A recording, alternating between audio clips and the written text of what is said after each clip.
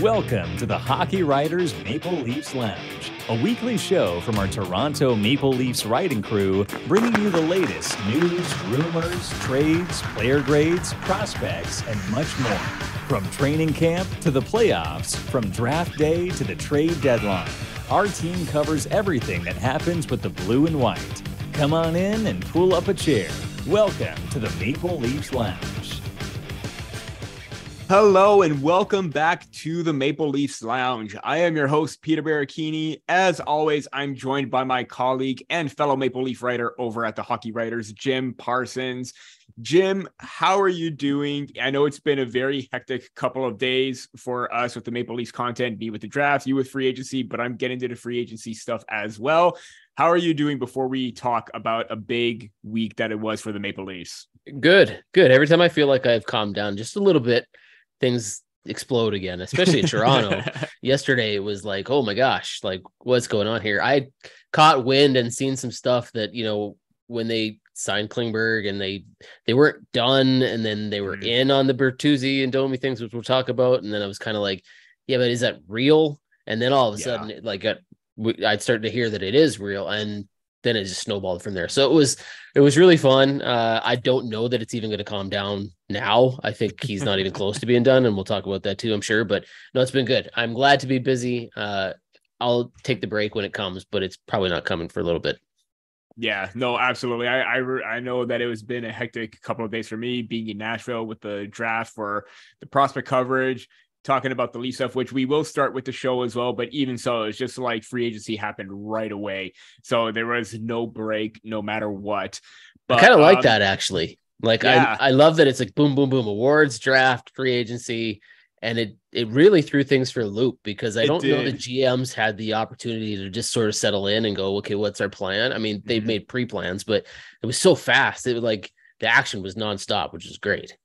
Absolutely. Yeah, it definitely was nonstop. And even so, like, especially when talking about like free agency and stuff like that, we know that, you know, Treliving said that there were some things in regards to, you know, trying to get everything under the cap, making sure everything fits, and making sure that, you know, because other teams are having the same problem as well. So we'll see what happens, because it definitely is looking like Treliving was onto something in regards to how teams are approaching free agent frenzy. But before we get to that, there was the NHL draft.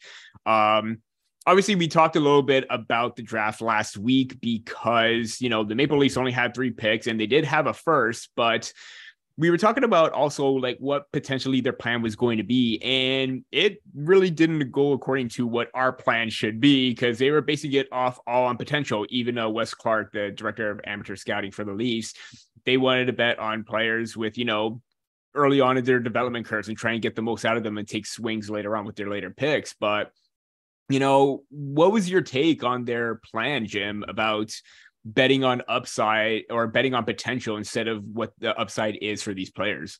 Well, part of me wonders how much of the plan involved Treliving at all. I know that he wasn't supposed to talk draft because of coming over from Calgary, and he wasn't there at the table until after Calgary made their selection. I know he's talking to a lot of the scouts and stuff like that during the draft, but I'm guessing he probably didn't have much of a factor there. Now, considering there's no real way to monitor whether or not he's talking to these guys about the draft prior to, and it's going to kind of have to work on the honor system. But I do wonder if these 3 picks really were not necessarily Treliving guys, like if maybe these were Dubas guys that had talked to the amateur scouting department prior to Treliving's arrival, and maybe they just didn't really go off the board or have other conversations with Treliving about maybe changing direction or what their, you know, modus operandi was or what they wanted to do or focus on. And so I don't know how much of this had anything to do with Treliving and what he's thinking about building for this team, because the way that they drafted, and now there weren't a lot of picks, is not at all how they approached free agency. So there's 2 different types of players here, right? Like there's the Treliving guys, and then there were maybe the Dubas guys. And so it is interesting to see who they picked, what they picked, you know, the variety of size and potential and stuff like that. I've seen a lot of people that haven't loved this draft for the Maple Leafs. I think I've seen everywhere from a C- to a D+. Like people just haven't really been too keen on it. they did make a reach in the first round. I don't know what Easton Cowan's going to turn into. He could be okay, but it certainly wasn't on most people's radar in the first round. So don't know who decided that one, if it was Tree Living or somebody else. I'm guessing not Tree Living, but it was interesting. I don't love the draft for Toronto. I love what they did after, but it wasn't, I wouldn't give it a wonderful grade. No. Yeah, it definitely was really a head scratcher too. And I was kind of surprised with the selection as well. But yeah, I do think that one big thing for me with this draft is the Maple Leafs aren't going to need any immediate help from prospects of, depending on, considering how deep of a draft it was. I would have gone for, a name like a Riley Heidt, Grayson Sachin, Gavin Brindley, players that were still available. But I don't think they need players that are going to help right now. They need players that are going to help in the long term, further down the line, kind of like a Fraser Minton, kind of like a Nick Moldenhauer. That's why they went after guys like Easton Cowan. But even so, we'll get to Cowan in just a little bit as well. I do think that there is some potential. There's always potential with these prospects, and especially with the London Knights too. That organization is a pretty decent, development organization, especially in the OHL, where, kind of is Cowan going to be on a similar trajectory where maybe he's kind of like Luke Evangelista after his draft. Okay, draft year, but then popped off after that. Can Cowan do the same thing given his work ethic and his energy? That's going to be big. But yeah, we already talked about the Cowan selection too, but given how much how many players were available, is that still a reach, even though that they still made the attempt to try and trade down, even though that other teams had Cowan high on their list, and considering that the Maple Leafs didn't pick for another 4 or 5 rounds after that, was that kind of still the safe bet to make? Probably, because what we saw as a trend at the draft was that nobody traded anything. Right. Like, it was a huge shock. I had made a number of statements on a number of these shows saying that I thought the trades in the first round were going to be a lot. There would be many of them, and there weren't any. Like, not since 2007, I don't think have there been no trades in the first round of an NHL draft. Like, that was crazy to me. I just couldn't believe it, which tells me that a lot of these teams had identified who they wanted, and they weren't really willing to trade or take a risk at not getting that player. And we saw some teams go off the board. We saw Arizona really go off the board. We saw some other people, like even second and third. Adam Fantilli was probably considered a consensus number 2, but then Anaheim took Leo Carlson. So there was a lot of like, we know who we want, we're going after that player. And so the trading probably just wasn't really an option. And if that at least identified Easton Cowan as the person that they wanted, and there was any risk that they weren't going to get him by moving down, if people weren't willing to make trades, if GMs weren't out there looking for a way to move down, then what are you going to do? Right. Like, you just really can't take the chance of going, okay, well, yeah, we'll move into the, middle of the second round, and then he's gone. And then you're like, well, that didn't pay off at all. Yeah, there were still good players there, but I think we saw a trend at this draft where GMs and amateur scouts identified who they wanted, and they just weren't willing to risk giving it away. So they didn't make any trades. And so that tells me that Toronto wanted this guy, and they kind of just stuck where they were to make sure they got him. Yeah, I agree. I think with the Cowan selection, considering that the Maple Leafs didn't have a viable trade partner, really put him in a tough spot where they had to take him at 28, considering other teams had him high on their list. And I was always wondering where, Treliving was working the phones at the draft. Maybe he was trying to trade down. I thought maybe the Chicago Blackhawks could be a team where they could get that early second plus a second round pick, whether it's the mid or later one, where maybe you could try and draft a player with high upside as well. But it is difficult to do that. And considering they didn't pick for another 4 or 5 rounds after that, at the 5th or 6th round, they needed to make a choice. So they just took with the best player that was high or relatively high on their list. And Cowan was one of them. Now, he may have a second line potential, most likely going to be a third liner, but he has the energy, the skill, the work ethic. He even alluded to his hounding mentality as a big sticking point to his game. And even Wes Clark liked his engine, his relentlessness in regards to pursuing the puck. So we'll see what's going to happen. But everyone is probably a little bit on edge because there were probably a lot of better players available. But who knows? Cowan can develop properly if he takes the major steps in his development. That I think is going to be key. Yeah, if he pans out, none of this matters, right? Exactly. Where you picked him doesn't matter if he pans out. If he doesn't, then there'll be questions about it. What I have heard is that they think that he's got the potential of being like the next Nazem Kadri. And if that's the case, and he turns into anything close to that sort of a player, they did just fine at this selection. Yeah.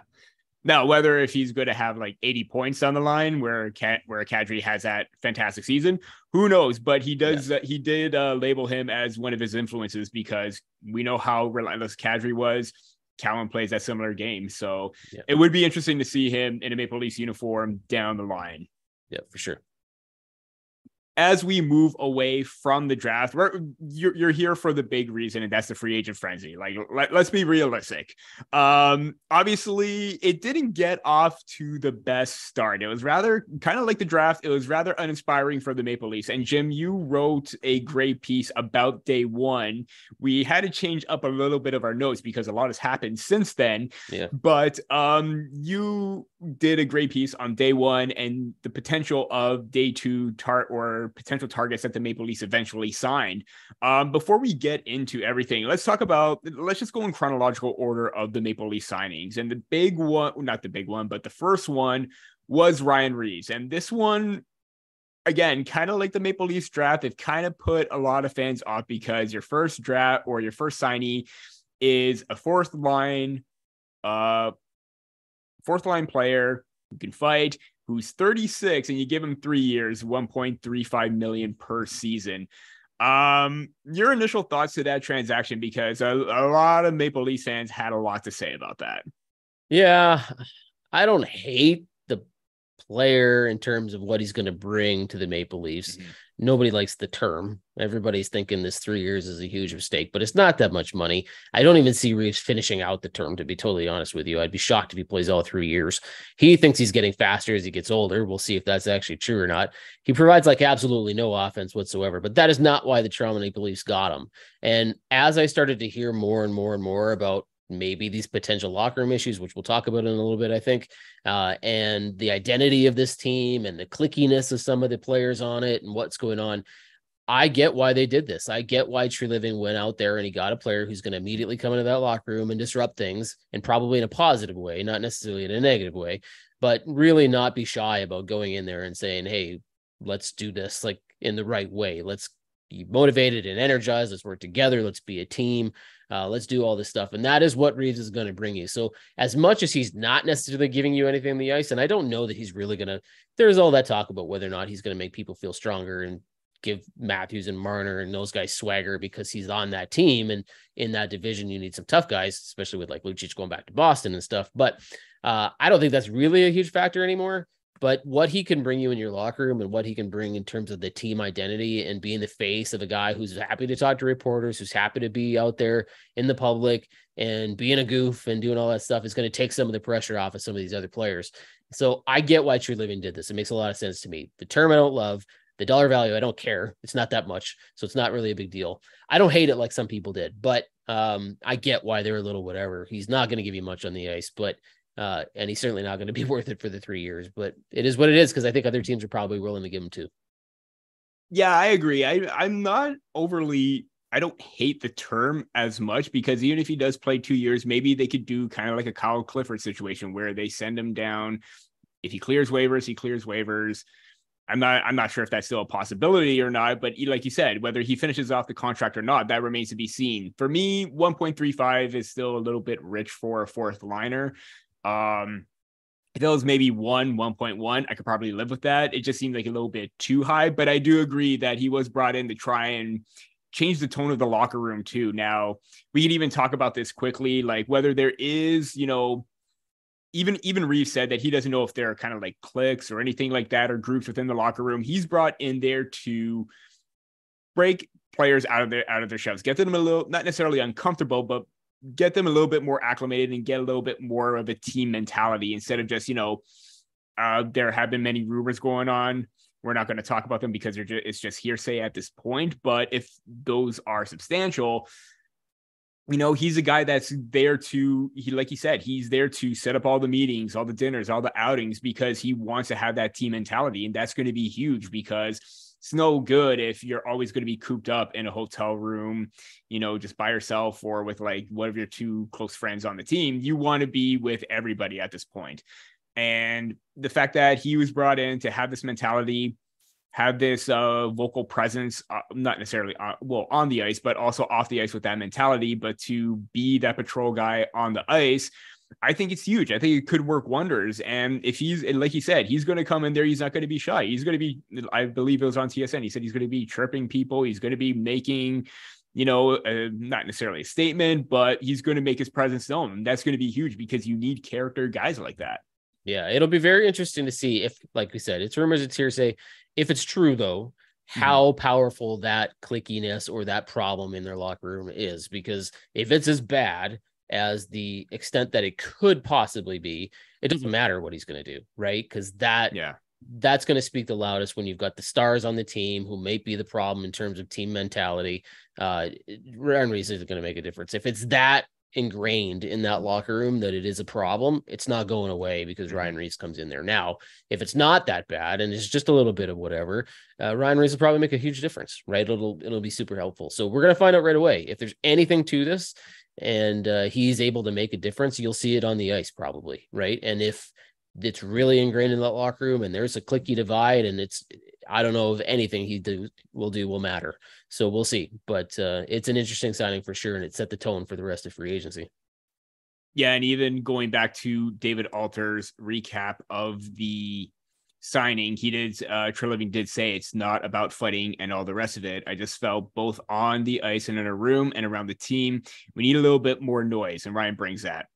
You do kind of get the sense that, if teams are quiet and, kind of shy and reserved, that can't be the case. You got to be open. You got to be talking. You got to be having that loose mentality. And I think that's kind of what has been missing with this Maple Leafs team. But then again, we've also heard players that were on the exit that say that, the team mentality was great. Everything was fine. But I think maybe Treliving sees it a little bit differently at this point. But with Reaves, I do think that if you do need a vocal presence, he's definitely one that could try and turn things around. Yeah, no, it'll be interesting to see how this goes. And the one thing we know about him is that there's always a team who's interested in him, right? So even if it doesn't pan out and the Maple Leafs have to trade him, there's probably a team that'll take him. You wonder why. Like, he doesn't seem like the type of player that everybody would want, but for whatever reason, there's always a demand for him. So if it doesn't work out, they can always trade him. Exactly. Moving on to the second target or the second signing of the opening of free agency, and they signed John Klingberg to a 1-year, $4.15 million deal. Has had a rough going ever since he was with the Dallas Stars.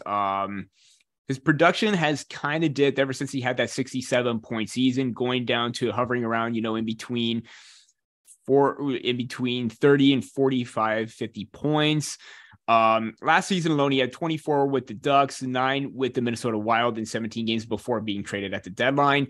Was always known as a very high-end puck-moving defenseman.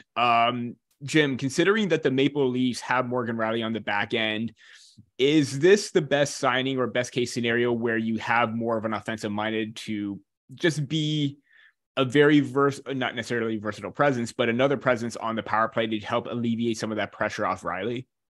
Yeah, I don't think it's the best signing. It's certainly not the worst. It's, I guess, fair value. I don't know what his demand was or what he could have gotten from other teams. I mean, he signed for $7 million last summer on a 1-year deal with Anaheim and didn't go so great for him. I was a little surprised that maybe he didn't sign more of a show me deal. And maybe that's what this is. Maybe this is a cheap enough deal that this is kind of I'll explode here for offense in Toronto and we'll see where this one takes me. I don't know. The answer to this question is tough because I don't think this blue line is shaped out yet. I don't think it's a finished product. I think Brad Treliving is making other moves here and he's doing other things. And if he's shopping in the trade market right now, it's probably for a defenseman or two. And there's going to be some pieces moved around here. So when we get a finished product of what this blue line looks like, I'll have a better answer for you on where Klingberg fits into all of this, because if he's going to be relied upon to be both offensive and defense, I think you're in trouble. But if you're looking for a specialty, like I remember when like Tyson Barrie came into Edmonton, that was the only thing they needed him to do was quarterback a power play and be an offensive guy. And he exceeded in that role in a major way. And in fact, he was actually underrated in terms of what he got. He brought them defensively. I know in Toronto, he's got a reputation, but Klingberg could be that guy. He could be very, one-dimensional, but that one dimension could be a huge difference maker when it comes to goal scored and things like that. So we'll see. It depends on what this blue line looks like when it's all said and done.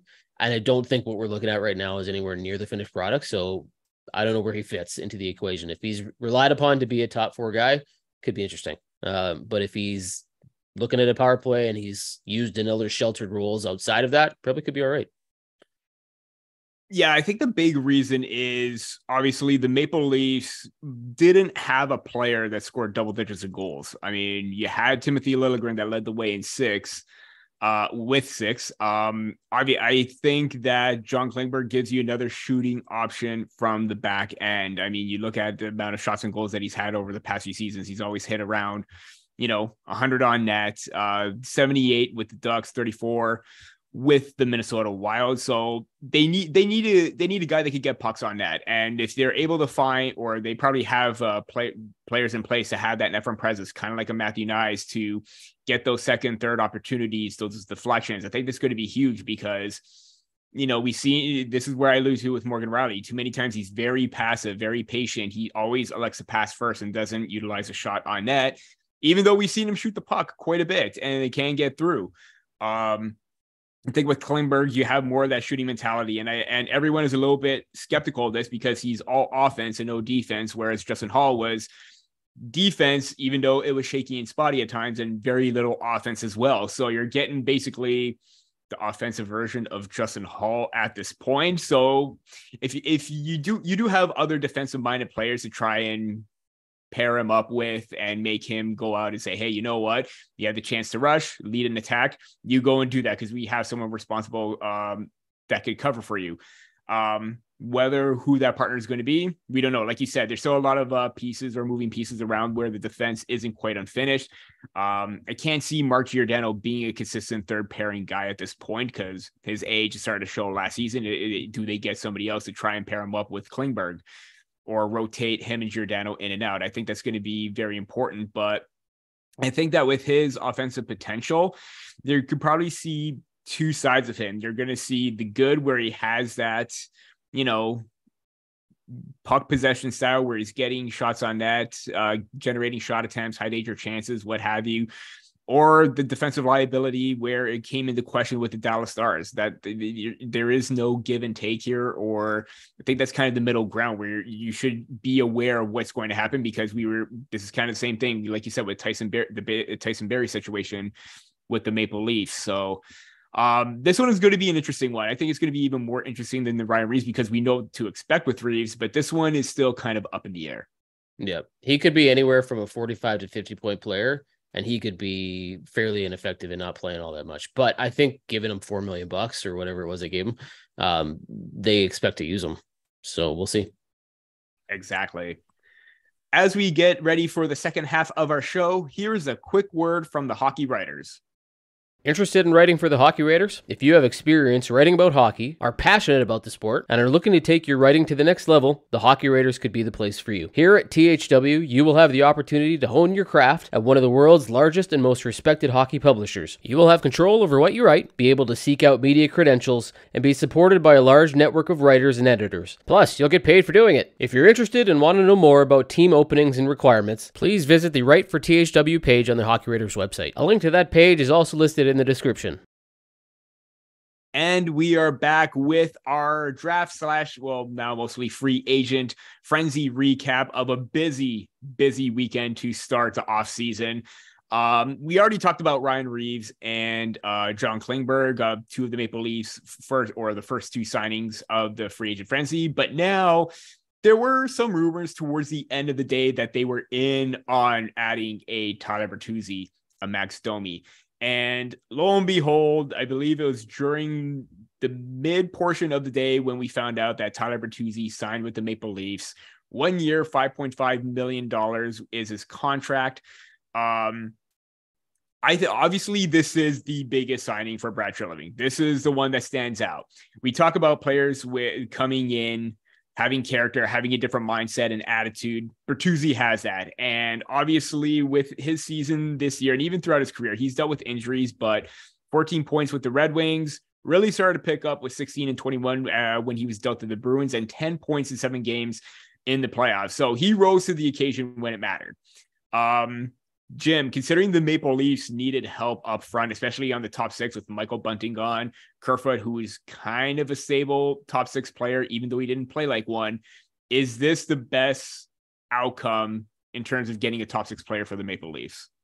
Probably, when you factor in the fact that there's a really good chance he's going to play on that top line, and he's looking to hit a home run, because this is going to be one of those. It's kind of like people are going to get sick of me doing this because they do a lot of the Oilers comparisons, but like when Evander Kane came in, totally right? Fine. And he had to hit a home run, and he did. He hit a major home run, right? Now he went out to the market and didn't quite get the response he wanted to get, so he came back to Edmonton and signed a pretty good deal. But Bertuzzi's looking to hit a massive home run here. Like, this is going to be his situation where he went out there looking for term. He didn't get it. Nobody was willing to give him the money that he wanted over the long haul. So he circled back, because Toronto was talking to him early, and they didn't think they were going to get him because he was looking for term. And when it didn't happen, he came back and he's like, this is the team that seems to probably give me the best option. And he's right, because this is a very solid top 6 now. And no matter what combination of players you use in there, he's going to get points. He's going to score goals. He's going to be in front of the net. He's going to pick up juicy goals and rebounds and dirty goal. I mean, all sorts of stuff. Like, he's going to be that guy for them, right? So he's going to hit a massive home run here. Now, what this means in terms of long-term, I don't know. That'll all kind of depend on what happens with Nylander and Matthews and things like that. He may not even be considering Toronto as a long-term fit. Maybe this is just a 1-year full-on rental, show me, and then I'm going to go back out to the market, which is probably what he's going to do. But it wouldn't shock me at all if there are conversations early about what a long-term deal might look like, especially if it gets off to a hot start here. But yes, I think this was a really good fit. I wonder if it fell into Treliving's lap. I think it kind of did a little bit, but when it does, take advantage of it, right? Like, go ahead and sign that guy, get him on there for a year. He's a perfect fit. He's an upgrade to me on Michael Bunting. He is exactly what this team needed. He's not just skill, but he's grit, and he's tenacity, and he's physical, and he likes to get in there and get dirty. That's what this team needed. And they lose the reputation of Michael Bunting in the process. So I like this fit for them.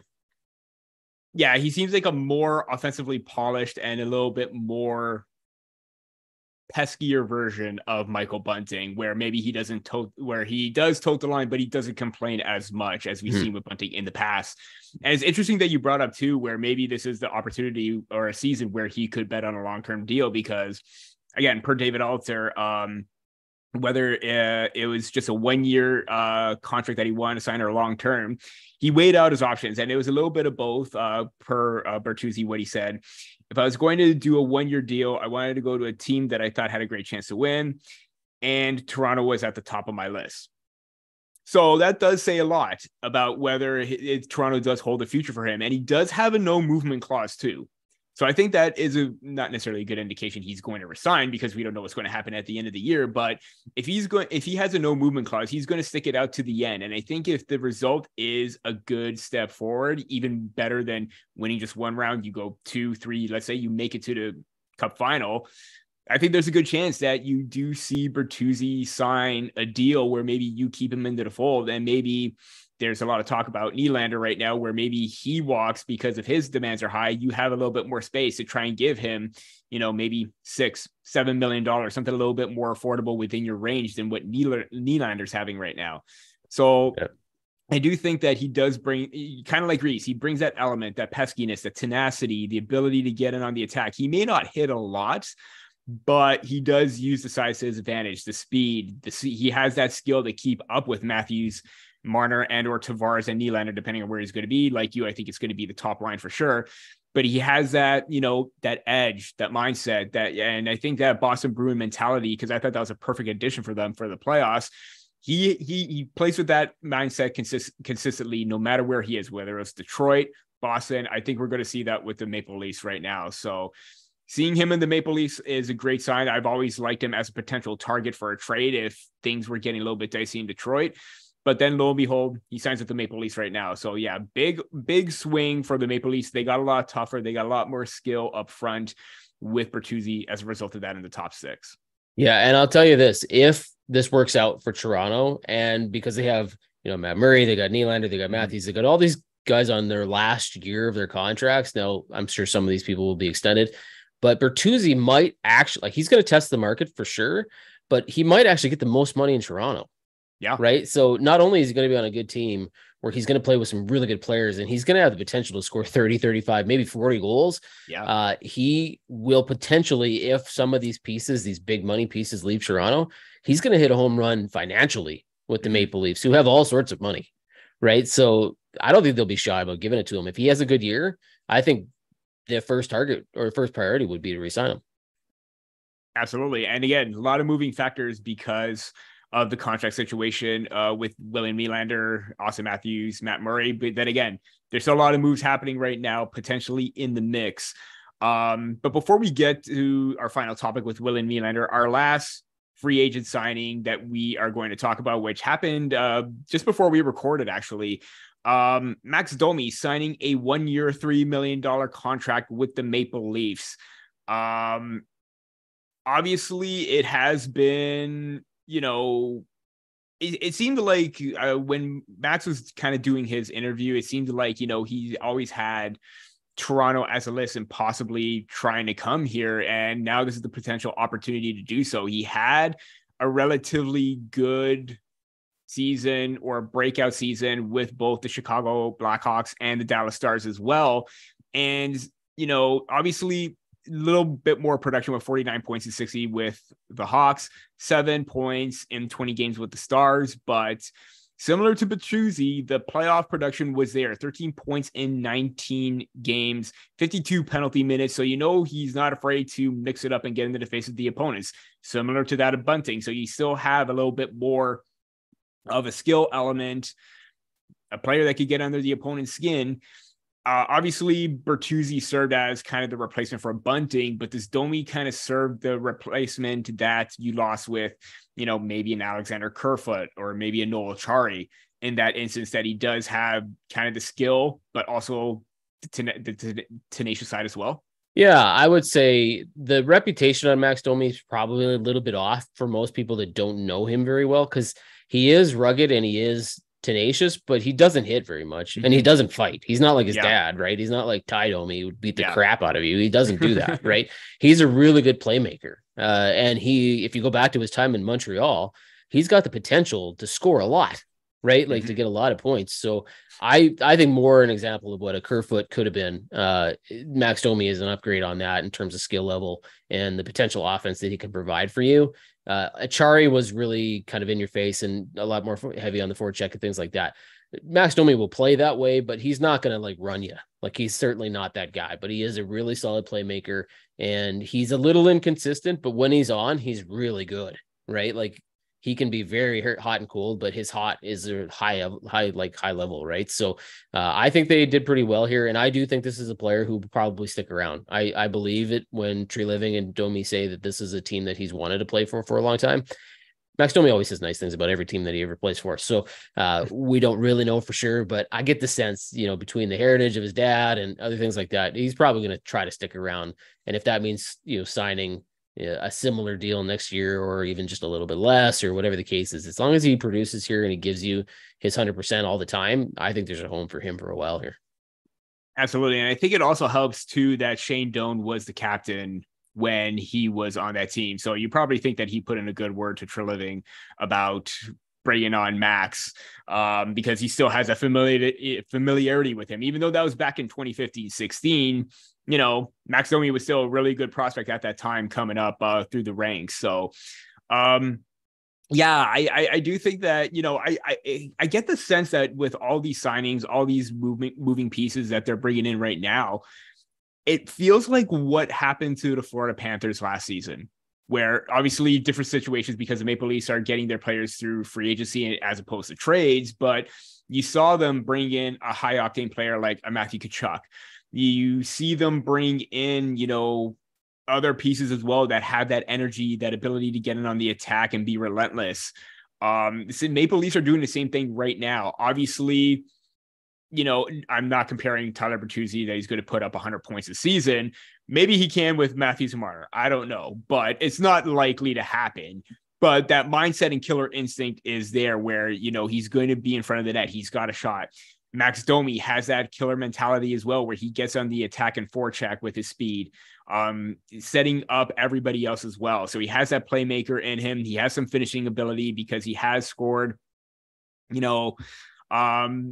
was only hit the second time that he hit 20 goals combined in a season. Last time was in 2018-19 with the Montreal Canadiens, where he had 28. But I do think that there is some upside there. I do believe that this is a player that could stick around after this deal is done. Now, if it's going to be around the same term as $3 million, I think it is still possible that this is still within the Maple Leafs wheelhouse where they could deal a contract in a multi-year fashion with $3 million. But yeah, I think that this is a player that can be like an Alexander Kerfoot, where you can move him up and down the lineup, play him in any role, any situation, and he's going to succeed no matter what, because he plays the same way every single time, every single season, and no matter what team he's on. So the fact that the Maple Leafs have another in-your-face player that could scrap it up, that could get offensive points or get points offensively, is a good sign that this is a good direction. And maybe the quiet first day was maybe, a precursor to everything that happened on day 2 and even day 3.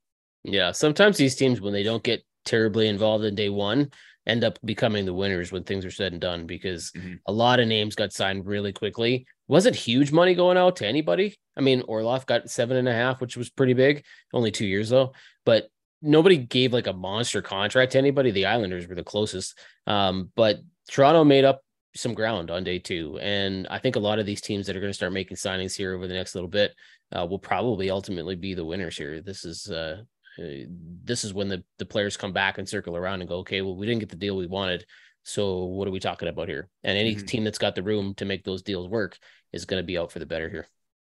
Yeah. And even though that you wrote up a pop-up, Maple Leafs pop-up as bidders for 2 big UFAs post day 1 chaos, it actually came true. Like you actually called that. So you're right to say that, yeah, a little bit quiet for the Maple Leafs, but they managed to come out guns a-blazing post day 1. And like you said too, and even Treliving said, not a whole lot of term. Money is still there, but a lot of players are, because the salary cap is going up next year, players are being a little bit wary as well, where they want to play out this year. They want to see what's going to happen the following season, because if it is going up the projected $4 or $5 million within that range, then that's a good sign for the players, because then that's when they can sign those max, or not max terms, but longer extensions, multi-year deals and everything like that. So everyone's playing it safe because they want to see what's going to happen next season. And this is the same case that we're seeing with Bertuzzi, with Domi, because I think it probably would have made sense to have them in multi-year deals, like 3-4 year deals,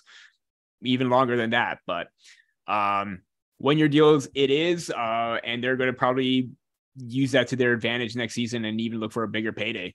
Yeah. And you know what? It's good for the players, but flexibility for the teams isn't a bad thing either. Like I do like where some teams have their stars locked into pretty good deals. Like we're going to be looking at Leon Draisaitl's deal as a huge winner. Nathan McKinnon, huge winner, right? Yeah. Matthew Tkachuk's deal, massive winner, right? Like as this cap goes up, these teams are going to look golden because they sign these players. That said, some of the teams having flexibility is not the worst thing in the world. Like all these players think this new money's going to them, but there's not enough for everybody to get what they want. Right. Yeah. So some of these players are going to have to come back again and be like, oh, well, you gave that money to him, or you gave that money to him. What's left for me? And it isn't going to be what they think it is. So there's still going to be deals to be had, and teams are going to have more money to spend. So I think that it's not the worst thing in the world to have some flexibility and have a lot of contracts coming off the books at the end of this year, especially if it's players you don't necessarily want to keep. Now, the Toronto's got a handful of people that they would like to keep, but they've also got some players coming to term here that they're ready to get rid of. So it'll be interesting to see how it plays out, but I think it's good for both sides. I think it's going to be good for the players, and Toronto's going to have some options. Absolutely. And to close off our show, we talked about this or alluded to this many times, and we're getting to that right now. But during the day before we even recorded, it was reported or mentioned by Chris Johnson on the CJ show that the Maple Leafs and William Nylander are nowhere near as close to a deal as we possibly thought they were. CJ said that they just see the world differently at this point in time. William Nylander believes he should be a $10 million player or a little bit above that. I just don't see how the Leafs could ever make that work. And obviously you already have three players in, making 10 plus million, Matthews, Tavares, and Marner. You have William Nylander making that money. You're going to be even in more of a financial crunch, because even with the cap going up, there's a possibility it will still go up, but you still got to take it day by day at this point. Jim, are we at the point now where maybe it is possible to try and shop William Nylander? Yeah, I was at that point a few days ago, to be totally honest with you. Like, I figured that this was inevitable. That I don't know that he gets moved, but I believe that they're going to actively look for this now, especially because we all kind of knew this about Nylander. That he's been a tough negotiator. His family's gotten involved. His agent's always been really hard to deal with. This is a player who wants what he wants. And you know what, to be totally fair, it's not like his ask is terribly unreasonable. It just doesn't work for Toronto. Yeah. Right. Like, it's fair to say that Nylander is worth $10 million. Like, and I'm having an article coming up tomorrow where I go through this a little bit. Like, if you look at the percentage of the salary cap and where it's expected to go, he's right in that range of what star players should get. And at $10 million, it's not that unreasonable for him to want that. And some team is going to look at that and go, that's a pretty good deal for us. Why not? Right. Like, if we can give him 6 or 7 years at $10 million, it's not a bad gamble. Right. It's maybe a little bit high, but it's not, especially as the cap goes up, it's not terribly high. Like, he's going to be somewhere in the 10% to 11% of the salary cap range, which is pretty fair. So it just doesn't work for Toronto, right? They can't make it work. They can't sign all these players. And if you're going to let somebody go, it's probably Nylander, because I don't want to say his attitude's bad, but he seems more to be about what's in it for me situation, and not necessarily about how can I make this work for the team. I could be way wrong. And if I am, I apologize for saying this, because maybe he turns out and signs a team friendly deal and he wants to stick with this team and everything looks great and he makes it work and he's really amenable and he tries his best to make it all fit. If that doesn't happen, though, I won't be shocked. And if True Living is already looking at this, I won't be shocked. I don't know if there's a blockbuster home run out there to trade Nylander, because a lot of people think that there is. I'm not sure that a million teams are going to look at this and go, yeah, we're going to invest in this player in a heavy number. But I think you can get a defenseman for him, like whether it's a Pesci out of Carolina or that kind of thing. I think that's there. I think it's a possibility. They need scoring. That wouldn't shock me if that's a trade that does go down here. So I think True Living is looking at it, and maybe now more than ever is he heavily considering it. I wouldn't be surprised by that. And it's interesting too, because during the draft, there was, I believe it was Frank Saravalli that said that, Matthews is, saying that, he's not in it to be the highest paid player in the league. He's willing to do whatever it takes to help the Maple Leafs win. So if that means taking a little bit of a cut, that'll bode well for the Maple Leafs and Matthews. But is that going to work for Nylander, considering he took a cut last time, even though he wanted to ask for a little bit more? Is that going to happen right now? Because everyone seems that $8 to $9 million is relatively fair for William Nylander at this point. Even if you want to go 9.5, I think that's a good asking price. Like you said, if he thinks he's a 10 million, he has played like that. Back-to-back 80-point seasons, 40 goals this past one. He's proved to be one of the top-tier players in this league. He is a high-end, elite-level player. But when you look at, Matthews and Marner that have a little bit more accolades to them, does that kind of make sense to pay another player $10 million despite not having accolades? Now, again, he does deserve a pay increase. There's no doubt about that. Is it worth $10 million for the Maple Leafs? Like you said, I'm in an agreement where it's not feasible at this point. Unless the cap is going up at least more than $5 million, then yeah, sure. But that isn't the case, and it's a year-by-year thing. And let's say in the year after that, it doesn't go up to the amount that it should, even though it probably should. But we'll see what happens, because he has earned the payday. It'll just be tough to lose him, because he's been such a dynamic player, especially in the playoffs against the Florida Panthers, where he was the better one out of Matthews and Marner to play well. Even in the postseason last year, there were times where he stood out more than Matthews and Marner. So it'll be tough to lose him. I hope that they could find some common ground here and keep him in the fold. But if he needs to go and the asking price is too much, you don't have a whole lot of options at this point. Yeah. And True Living, we know from his history in Calgary, especially last year, he's not afraid to give out big contracts. right? Mm-hmm. But he's going to give them to the people he thinks he either needs or he thinks is totally worth it. Yeah. Right. And if you're not in those two categories, he's not going to keep you. He's Mhm. also the GM is not afraid to make a big trade. Yeah. So he's constantly on the phone. Like there's maybe a guy that not a GM in the league who digs more than he does. He's in on everything. Right. Mhm. So there's a trade out there if he wants it. And that's why, like, I always felt, you know, if there was a GM to take over for Kyle Dubas, Treliving was at the top there. I had other options, but considering how well he built the Flames before Goudreau left and Kachuk left, they were a very lethal and dynamic team. There's no doubt about that. And he built that, or helped build that as an architect for that. So, yeah, he isn't afraid to get things done. He isn't afraid to shop players around. If there is something not necessarily in place there, I don't think there's anything immediate, but if there is, then yeah, it's going to be tough. And you can rest assured that Maple Leaf fans are either going to be up in arms or up in arms at this point, because we do like William Nylander. There isn't a doubt about that. It's just now I think he really has priced himself out of the Maple Leafs range to no fault of anyone's, but it's going to be difficult no matter what. Yeah, isn't it funny how things change? Tree Living went from what is he doing to the best GM in one day, and then if he trades Nylander, they'll all be like, what is he doing? Like, it's so up and down with these guys. It's a roller coaster. Yes, and he can be from hero to villain in 24 hours and then back again. So we'll see where this goes, but I think there's a lot of conversations happening. Exactly. Like you said, he could be a villain for trading him until you get that, final deal in place. And it's going to be like, oh, he's a hero again instead of a villain. Look at this roster. It makes a lot more sense now, right? Exactly. Yeah. Yeah. Well, it's been a busy week. It's going to be even busier, and there's probably going to be a lot more talk heading into the off season. That is all that we have for this episode for Maple Leafs Lounge. Thank you for tuning in. I know it was a lot to unravel, but a lot has happened, and we are all caught up with all the Maple Leafs news. A little bit tongue-tied there. Sorry about that. That is all that we have for this episode. For Jim Parsons, I'm Peter Baracchini. We'll see you next time on the Maple Leafs Lounge.